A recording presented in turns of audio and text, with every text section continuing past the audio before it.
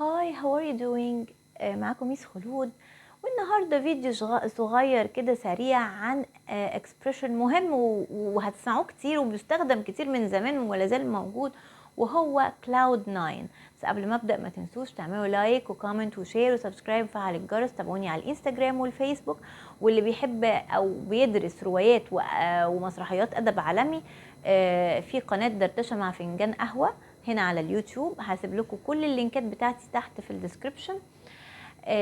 واللي حابب يدعم القناه ماديا يا جماعه هتلاقوا فيه تحت زرار جوين، ده بيبقى اشتراك شهري بمبلغ رمزي، بيبقى دعم وتقدير للمجهود يعني والقناه.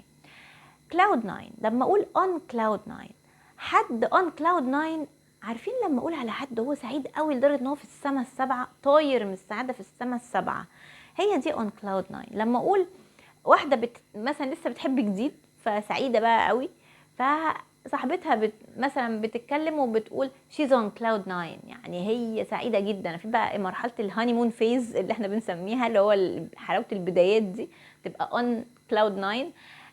هو ده المعنى بتاع on cloud 9. بتقال على اي حاجه، مش بس على اللوف. يعني extremely happy معناها حد extremely happy، very very very happy.